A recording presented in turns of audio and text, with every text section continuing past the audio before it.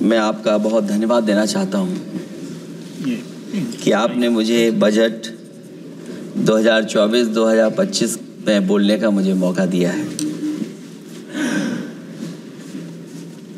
इस सरकार का लगातार ये 11वां बजट है। 11वें बजट के बाद भी नाउम्मीदगी दिखाई दे रही है और सरकार में है तो सरकार के लोग तो अच्छी बात करेंगे ही। न केवल नाउम्मीदगी दिखाई दे रही है बल्कि जो चेहरों पे खुशी होनी चाहिए थी सरकार बनने के बाद, वो चेहरों पे उतनी खुशी नहीं दिखाई दी।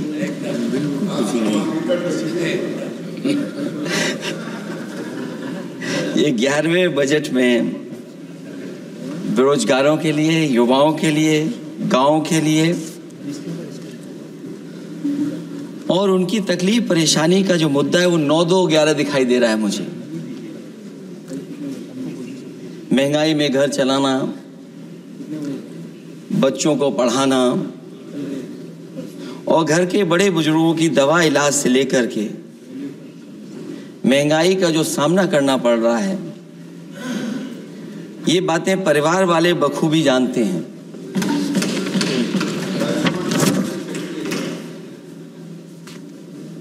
मैं जब सत्ता पक्ष के लोगों के जो आंकड़े देखता हूं और सुनता हूं, अगर इतना सब कुछ 10 साल में अच्छा हुआ है तो आप हंगर इंडेक्स में कहां खड़े हैं? अगर 10 साल बाद भी यही बात सत्ता पक्ष की तरफ से आएगी कि हम कहां खड़े हैं। आपने बड़ा सपना दिखाया make in India. Uttar Pradesh जैसे बड़े स्टेट से सबसे ज्यादा लोकसभा के सांसद चुने जाते हैं। हमें कोई बहुत बड़ा प्रोजेक्ट नहीं मिला, कोई बड़ा प्रोजेक्ट नहीं मिला, प्रधानमंत्री जी मिले हमें। और अगर कोई सभापति महोदय कोई बड़ा प्रोजेक्ट मिला हो 10 साल में, कोई आईआईएम मिला हो,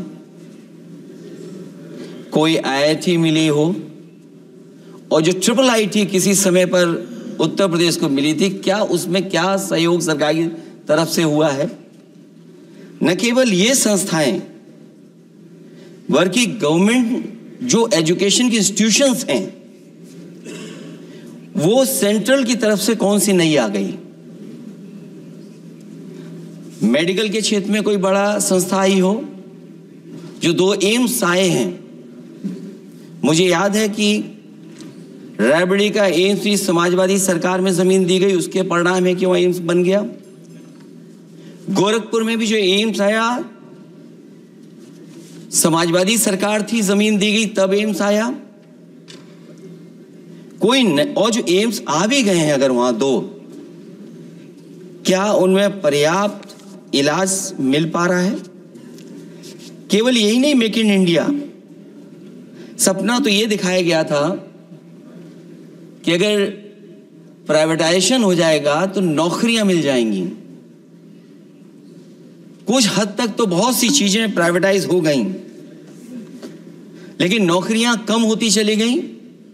और जो सबसे बड़ा सवाल है, जो पीडीए परिवार के लोगों को जो हक और सम्मान मिलता है, क्या ये सरकार वो दे पा रही है? टैक्स कलेक्शन में सपना दिखा रहे हैं कि हम यहां पहुंच गए हैं। आखिरकार एक्सपोर्ट क्यों कम होता चला जा रहा है? और हम जो ट्रेड डेफिसिट है उसको कैसे खत्म करेंगे?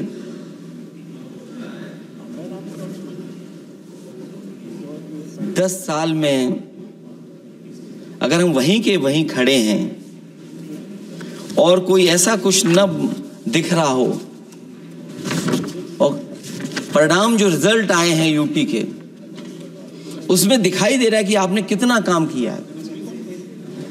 सभापति महोदय, अगर ये सब कुछ अच्छा किया होता तो क्या परिणाम ऐसे आए होते? जहां हारे ही नहीं हैं आप, सीटें ही कम नहीं हुई हैं। देश के प्रधानमंत्री जी भी वोट से हारे हैं, वोट से हारे हैं।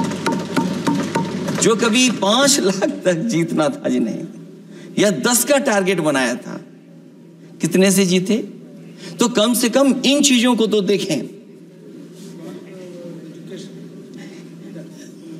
मैं जब सुनता हूं सत्तापक्ष लोगों को तो मुझे वो लाइनें याद आ जाती कि वो झूठ बोल रहा था, बड़े सलीके से मैं एतवार न करता तो और क्या करता।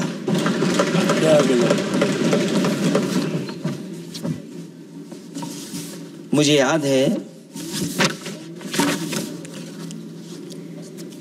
कि देश के प्रधानमंत्री जी ने जनकपुर में एक झंडा दिखाया था और उस बस में 35 लोग बैठ करके अयोध्या आए थे।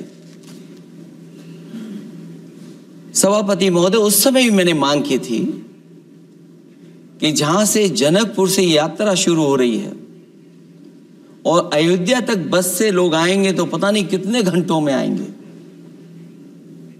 मैंने मांग की थी कि वहां से लेकर के अयोध्या तक एक्सप्रेसवे बनना चाहिए कि कम से कम जो जनकपुर से आए और अयोध्या दर्शन करने आ रहे हैं और बस से आ रहे हैं, कम से कम उनकी तकलीफ परेशानी तो कम होती। जो आप कहते हैं कि एफडीआई बहुत आया है, मैं अभी सुन रहा था, कहा कि टेलीफोन बनने लगे। टेलीफोन बन नहीं रहे हैं, मोबाइल बन नहीं रहे हैं। वो समाजवादी पार्टी के समय पर नोएडा में जो इंडस्ट्रियल पॉलिसी थी, इलेक्ट्रॉनिक पॉलिसी थी, उसके तहत आई थी। वो इंडस्ट्री जितनी आई है उस समय उस पॉलिसी के तहत आई और बन नहीं रहा है, मेक इन इंडिया नहीं हो रहा है। लेकिन जमीन किसने दी है? जमीन किसने दी थी उन लोगों को? बिना जमीन पर हवा में बना दो तो मैं आपका धन्यवाद दूंगा। उस पॉलिसी के तहत वो झूठ बोल रहा था बड़े सलीके से। आप कह रहे हैं कि एफडीआई लाए हैं हम लोग। एफडीआई, अगर पूरे देश का हम एफडीआई देखें तो उत्तर प्रदेश को कितना एफडीआई मिला है? सभापति महोदय, अगर 1% से ज्यादा भी एफडीआई उत्तर प्रदेश को मिला हो तो बताइएगा आप। जो प्रोजेक्ट डिले हो रहे हैं, जिसकी वजह से कॉस्ट ओवररन हो रही है, उसका जिम्मेदार सभापति महोदय कौन है? डबल इंजन की सरकार है। लखनऊ में भी सरकार आपकी है, दिल्ली में भी सरकार आपकी है। आखिरकार ऐसा क्यों हो रहा है? और आज ही जब सदन में सभापति महोदय हम लोग आए हैं तो एक और रेल एक्सीडेंट की खबर सुनी है। जब से ये सरकार आई है, रेल एक्सीडेंट्स और पेपर लीक में कंपटीशन चल रहा है कि कौन आगे जाएगा।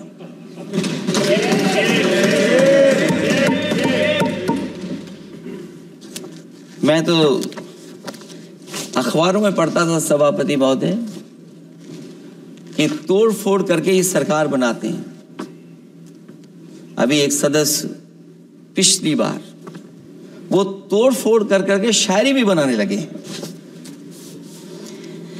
जो प्रोजेक्ट और जिस प्रोजेक्ट के लिए प्रधानमंत्री जी एयरफोर्स का सबसे बड़ा हवाई जहाज हरकुलिस विमान लेकर के आए थे और वो सड़क पर उतरे थे, वो एक्सप्रेसवे पर उतरे थे। मैं समझता हूं सभापति महोदय, यहां जितने माननीय सदस्य हैं सब ने देखा होगा और सब ने निर्देश के अनुसार उस पर ट्वीट भी किया होगा। वो जो एक्सप्रेसवे अगर किसी ने बनाया था सभापति महोदय, जो डिजाइन, टेक्नोलॉजी का पार्ट, अलाइनमेंट, वो समाजवादियों की देन थी, वो आपकी देन नहीं थी। ये बात मैं इसलिए कह रहा हूं सभापति महोदया, क्योंकि इस बजट में सरकार चलाने के लिए आपने पैकेज दिया है। हमें कोई नाराजगी नहीं है पैकेज देने की, आप पैकेज और दीजिए। लेकिन अगर आप बक्सर से भागलपुर एक्सप्रेसवे बना रहे हैं तो आप उत्तर प्रदेश के पूर्वांचल एक्सप्रेसवे को क्यों नहीं जोड़ रहे हैं? और मैं तो कहूंगा आपसे कि केवल अगर आप 25 किलोमीटर जोड़ देंगे, जहां पूर्वांचल एक्सप्रेसवे रुक गया था, केवल 25 किलोमीटर आप जोड़ देंगे तो दूसरे काम को अपना जो बनाते हैं, आप ये कह पाएंगे कि दिल्ली से लेकर के आपने भागलपुर तक एक्सप्रेसवे दिया है। हाँ जी, वो अभी से नहीं, बहुत पहले से बन रहा है। बहुत पहले से बन रहा है। मैं ये नहीं कहना चाहता कि क्या दिया आपने, मैं ये कहता हूं कि अगर आप बक्सर से भागलपुर एक्सप्रेसवे दे रहे हैं केवल बिहार के लोगों को खुश करने के लिए, मैं उससे सहमत हूं कि आप बिहार की तरक्की के लिए एक्सप्रेसवे दें, लेकिन जो पखनपुरा जो आखिरी गांव है जहां पर छूट गया है, वहां से आप क्यों नहीं जोड़ रहे हैं? और हमारे स्टेट के लिए आप कोई नया एक्सप्रेसवे क्यों नहीं दे रहे हैं? आप हमारे लिए क्यों नहीं दे रहे हैं एक नया एक्सप्रेसवे? आप दिल्ली के बजट से दे रहे हैं, आप यूपी अपने बजट से बना रहा है। आप बताइए कोई यूपी को आपने एक्सप्रेसवे दिया हो? कोई एक्सप्रेसवे नहीं दिया। और मैं तो कहूंगा, और याद दिलाइएगा अपनी सरकार को, एक बुंदेलखंड एक्सप्रेसवे बना था, अभी बताएंगे आपको उसका भी। सभापति महोदय, एक बुंदेलखंड एक्सप्रेसवे दिया सरकार ने, उत्तर प्रदेश सरकार ने, वो दिल्ली के बजट का नहीं है। मैं मांग कर रहा हूं कि दिल्ली के बजट से कोई एक्सप्रेसवे मिलना चाहिए। जो बुंदेलखंड एक्सप्रेसवे दिया, प्रधानमंत्री जी उद्घाटन कर करके वापस लौटे। अब रिपेयर का पैसा कौन देगा? वो आज भी रिपेयर मांग रहा है। सभापति महोदय, कोई कल्पना कर सकता है कि नया एक्सप्रेसवे बना हो जिसका प्रधानमंत्री जी ने उद्घाटन किया हो, वो आज रिपेयर मांग रहा हो? और वो एक्सप्रेसवे 6 लेन नहीं है, वो 4 लेन है। मैं इसमें भी सुझाव देना चाहता हूं, ये जो बुंदेलखंड वाला एक्सप्रेसवे है, ये अभी 15,000 करोड़ से ज्यादा का बना है स्टेट गवर्नमेंट का। इसको मुनाफा नहीं हो रहा, टोल कलेक्शन नहीं है बहुत ज्यादा। इसको सतना से जोड़ दिया जाए और बुंदेलखंड जहां से शुरू हो रहा है हमारे डिस्ट्रिक्ट इटावा से, कम से कम उसको हरिद्वार तक ले जाना चाहिए। अगर हरिद्वार से लेकर के सतना लोग चले जाएंगे तो शायद बुंदेलखंड के लोगों को भी लाभ होगा। और सबसे बड़ी बात है सभापति महोदय, दिल्ली और लखनऊ मिलकर के उन एक्सप्रेसवे की सेफ्टी से और उसकी डिजाइन से खिलवाड़ कर रहे हैं। जो इंडियन रोड कांग्रेस कहती है, जो डॉक्यूमेंट कहता है, वो ये कहता है कि मीडियन सड़क का 12 मीटर से लेकर के 14 मीटर होना चाहिए। आप जाकर के देख के आइए, जो पूर्वांचल वाला बना है उसका मीडियन कितना है? क्या भविष्य में आपने चलने वालों की सेफ्टी के साथ खिलवाड़ की है कि नहीं की है? ये आपको विचार करना पड़ेगा। जिस समय लद्दाख और चीन को लेकर के सवाल उठा था सभापति महोदय, उस समय पॉलिटिकल पार्टी से सुझाव मांगे गए थे और सुझाव ये मांगे गए थे कि आप क्या सुझाव देना चाहते हैं। तो उस समय जो सुझाव समाजवादी पार्टी ने दिया था, वो सुझाव ये था कि लिपू लेक से लेकर के आपके ग्वालियर तक 6 लेन हाईवे बनना चाहिए। कभी जरूरत पड़ने पर सीमाओं पर हमारी फौज का आना जाना जल्दी हो जाए। और मुझे याद है, जो अखबारों में मैंने पढ़ा था, सरकार ने उसको स्वीकार कर लिया था कि 6 लेन हाईवे बनेगा वो। लेकिन जब टेंडर की बात आई तो सुनने में आया कि वो 4 लेन बनने जा रहा है। और अभी जब वो काम हो रहा है, जब काम मैंने दोबारा उसको देखा तो पता लगा कि डबल लेन पेव शोल्डर बन रहा है। सोचिए, कहां 6 लेन बनाने की बात थी, आप डबल लेन पेव शोल्डर बना रहे हैं। और पता नहीं कौन उस हाईवे को डिजाइन किसने किया है डिजाइन, कि जितने भी कस्बे उसके आसपास पड़ रहे हैं, कस्बे वाले अब नाला कहां से बनाएं, घर ऊंचा करें कि सड़क को तोड़ें। बहुत सारे कस्बों को वो समस्या के संकट में डाल दिया है सरकार ने।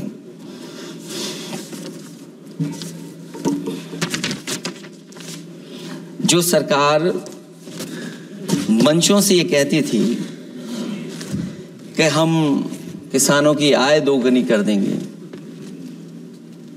आज तो 11 साल हो गए सरकार को। किसान की आय दोगुनी हो गई क्या सरकार बताए? और अभी मैं बहुत सारे माननीय सदस्यों को जब सुनता हूं तो वो कहते हैं कि हम एमएसपी दे रहे हैं। अगर आप एमएसपी दे रहे हैं तो उसकी कानूनी गारंटी क्यों नहीं दे रहे हैं आप कानूनी गारंटी दीजिए। और फिर कई बार सुनने को मिलता है कि हॉर्टिकल्चर क्रॉप्स के लिए आप क्या कर रहे हैं, उसके एमएसपी की कब तैयारी करेंगे आप? और फिर आय दोगुनी में आप कितना देंगे किसान को? जो पिछले बार बजट में कहा गया था कि एग्रीकल्चर इंफ्रास्ट्रक्चर के लिए 1 लाख करोड़ देश को मिलेगा। अगर 1 लाख करोड़ देश को मिला होगा एग्रीकल्चर इंफ्रास्ट्रक्चर को, तो कम से कम यूपी का शेयर कुछ तो रहा होगा। सभापति महोदय, सरकार ने अगर एक भी मंडी बनाई हो तो बता दें। हाँ, ये अलग बात है कि अगर आप कोई चीज सुधारने के लिए कोई परिवर्तन कर रहे हैं, स्टोरेज के लिए किसी को पहले ही बता दे रहे हैं, वो बात अलग है। लेकिन किसान कहां जाएगा जहां उसको रेट मिलेगी? और फिर ये इस बजट में कहा जा रहा है कि हम 109 high yielding and climate resilient varieties लाएंगे। तो सभापति महोदय, हम अपने माननीय मंत्री से कहेंगे कि वो ग्लोबल वार्मिंग के लिए जो आप काम पिछले कितने वर्षों से कर रहे हैं, क्या हुआ उस ग्लोबल वार्मिंग का? COP21 में भी आप हुआ है, G20 में भी आपने आश्वासन दिया और कुछ नहीं किया, तो आपको क्या लाना पड़ रहा है? 109 high yielding and climate resilient varieties. आप मुझे बताओ किसान पर कब तक पहुंचाओगे आप? और उसको पहुंचाने के लिए आपके पास क्या इंतजाम है? और फिर दूसरे पैराग्राफ में फिर बदल जाते हैं आप। अभी आप बात कर रहे हैं रेजिलेंट वैरायटीज की, और फिर आप कह रहे हैं कि हम नेचुरल फार्मिंग को बढ़ावा देंगे। सभापति महोदय, इस सरकार बताए कि रेजिलेंट क्रॉप सीड्स कब तक पहुंचा देंगे, उससे लाभ किसानों को कैसे मिलेगा? और फिर नेचुरल फार्मिंग जो अभी भी कर रहा है किसान कई जगह पर, उसके लिए क्या अलग से पैकेज है आपके पास बजट में? आपने तो केवल सभापति महोदय एक चीज सीखी है पार्ले जी बिस्किट से, महंगाई और मुनाफा। इस सरकार ने 10 साल में डीएपी की बोरी को, खाद की बोरी को छोटा कर दिया। इससे और ज्यादा छोटा मत करना आप। और आपने डीएपी, जब किसान डीएपी लेने गया तो सरकार ने कहा कि बिना नैनो यूरिया के आप नहीं मिलेगा आपको।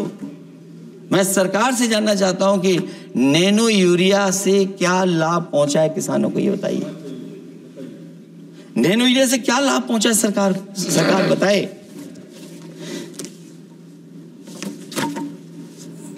हमारे यहां बड़े बड़े आयोजन हुए सभापति महोदय,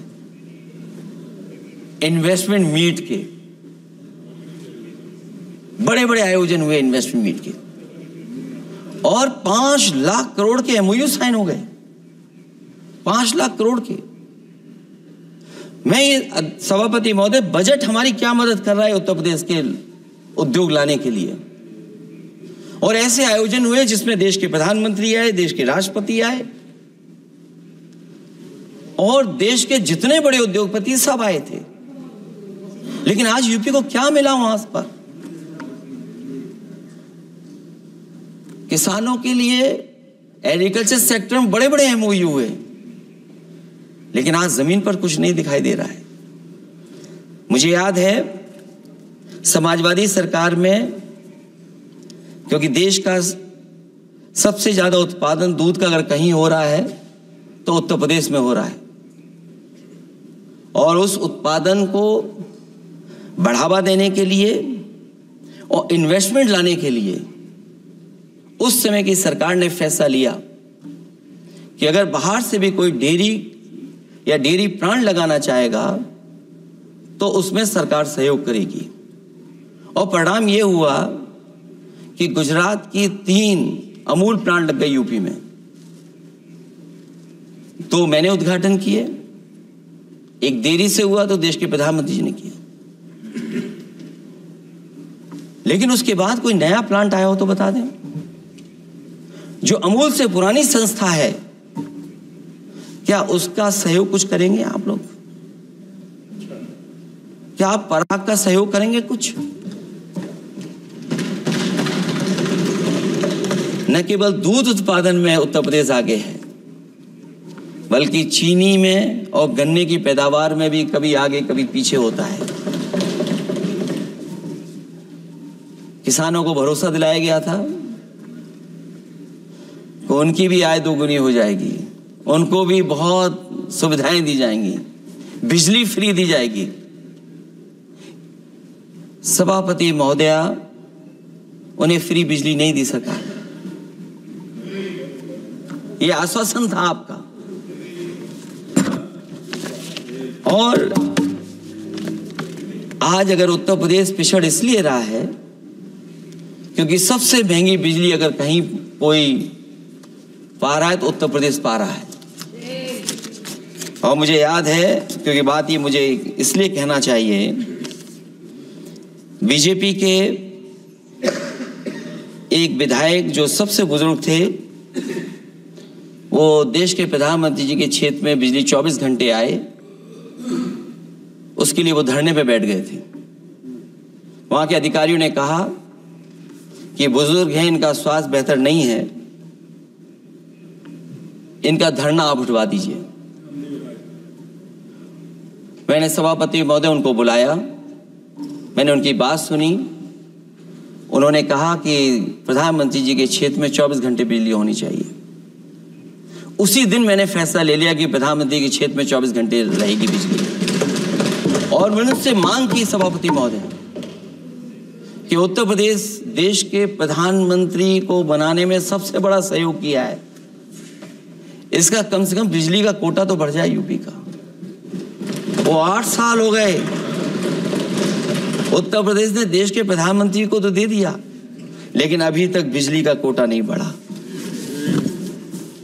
हमें उम्मीद है 11 शुभ होता है, इस 11वें बजट में कुछ तो सुविधाएं ऐसी उत्तर प्रदेश को दी जाएंगी जिससे वहां के लोगों को लाभ पहुंचे, मदद पहुंचे।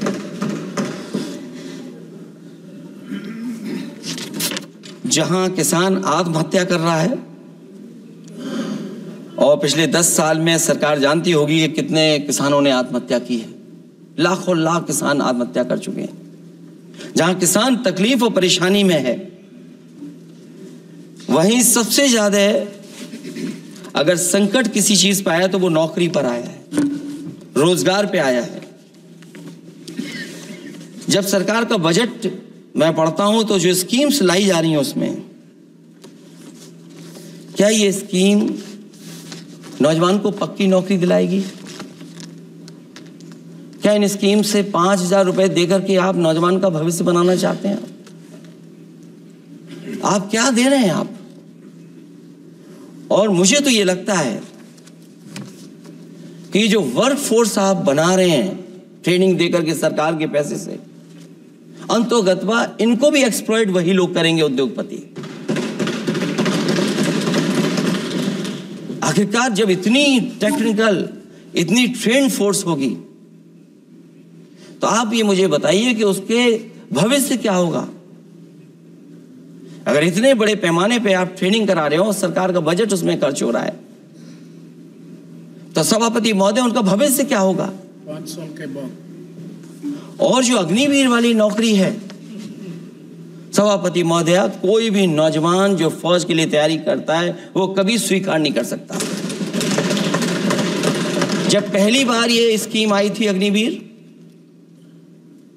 उस समय बड़े बड़े उद्योगपतियों से ट्वीट कराया गया था कि अग्निवीर से अच्छी कोई योजना नहीं है, इनको हम नौकरी दे देंगे, हम अपने यहां रख लेंगे। और शायद सरकार में बैठे लोगों को ये बात याद होगी, क्योंकि सरकार खुद स्वीकार करती है स्कीम ठीक नहीं है, तभी वो अपनी अपनी सरकारों से कह रहे हैं कि अग्निवीर वाले जो लौट करके आएंगे उन्हें कोटा दीजिए, आप नौकरी दीजिए।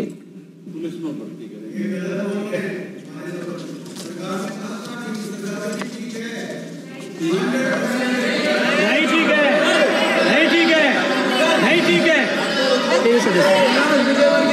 बीजेपी मुख्यालय में चौकीदार लगाएंगे। सभापति महोदय, मैं बैठ जाता हूं, आप खड़े होकर के कह दीजिए अग्निवीर व्यवस्था अच्छी है।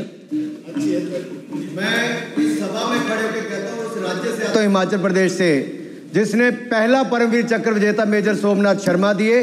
कारगिल के युद्ध में सबसे ज्यादा शहीद होने वाले हिमाचल प्रदेश के वीर नौजवान थे। 4 परमवीर चक्र विजेता हुए, उसमें से 2 कैप्टन विक्रम बत्रा और सूबेदार संजय कुमार हिमाचल प्रदेश से हुए। और मैं कहता हूं, जी हां, जो लंबे समय से मांग थी 1 रैंक 1 पेंशन की किसी सरकार ने पूरी नहीं की, वो नरेंद्र मोदी जी की सरकार ने यहां पर पूरी की है। और मैं एक बात और कहता हूं, अखिलेश यादव जी सुन ले, अग्निवीर में 100% एम्प्लॉयमेंट की गारंटी है और रहेगी। माननीय सदा साहब अपनी बात। सभापति महोदय, जो मैंने बहुत छोटा सवाल पूछा था,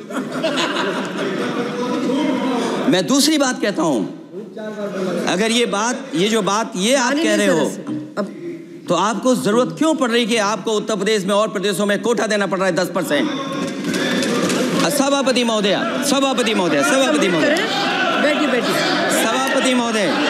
जहां तक परमवीर, रुजाइए,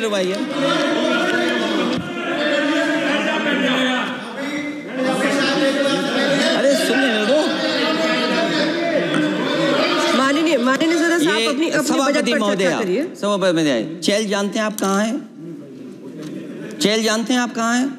कभी गए हो उस मिलिट्री स्कूल में? मैं खुद मिलिट्री स्कूल का पढ़ा हूँ। और आप परमवीर चक्र की बात कर रहे हो, तो हम भी तमाम नाम गिना सकते हैं कि कितने परमवीर चक्र आग्रह कर रही हूँ, आपस में चर्चा न करें।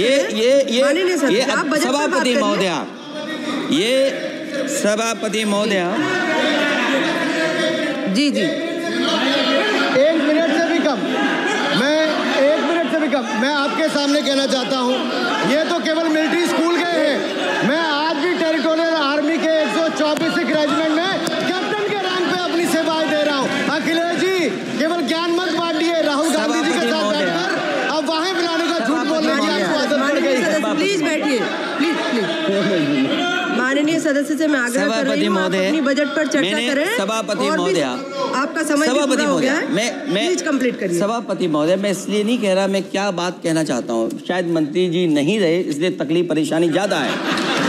और आप,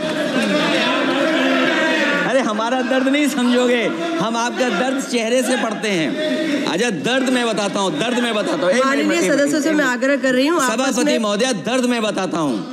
बजट पर चर्चा करिए, प्लीज बजट पर चर्चा सभापति जी, करिए। दर्द मैं बताता हूँ, देखिए दर्द बात पहुंचेगी कि नहीं पहुंचेगी। सभापति महोदय, उत्तर प्रदेश से जब से हारे हैं तब से कोई नमस्कार नहीं कर रहा है। तकलीफ वो है आपको।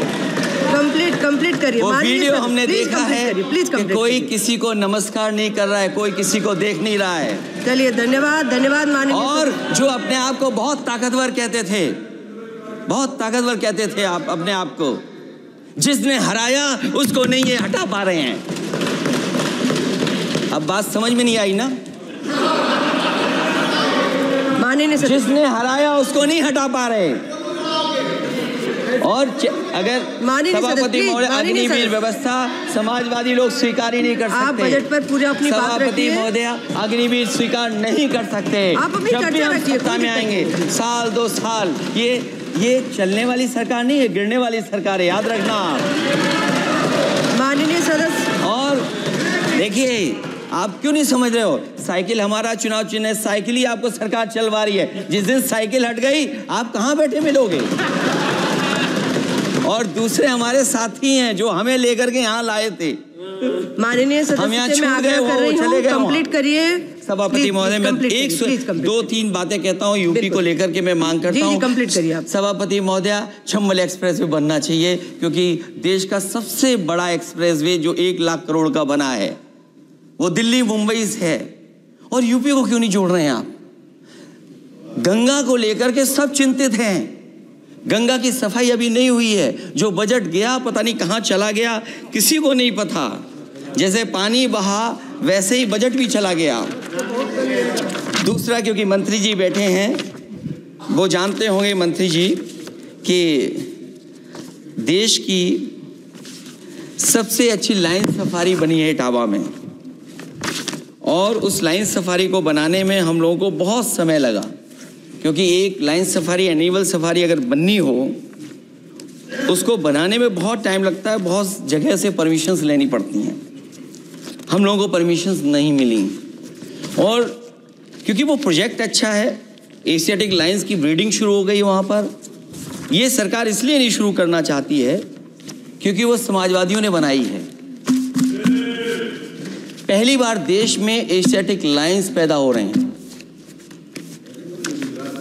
नहीं, वहाँ पर इटावा में पहली बार हो रहे हैं, और वो इसलिए नहीं शुरू कर रहे हैं। और वो शेर मैं बता दूं आपको, शेर आया था कि कोई और आया था, वो कहानी मैं नहीं पढ़ूंगा यहाँ पर, फिर मैं बोल दूंगा तो फिर कहोगे कि क्या बोल दिया मैंने, इसलिए मत बुलवाइए तो ही अच्छा है। कि कुछ तो धन्यवाद माननीय सदस्य, धन्यवाद। कुछ मत बुलवाइए मुझसे। सभापति महोदय, मैं ये कहना चाहता हूँ कि लाइन सफारी, एनिमल सफारी उस क्षेत्र की, यूपी की प्राइड है वो, कि पहली बार ब्रीडिंग सेंटर एशियाटिक वहाँ पर बन गया है। दिल्ली की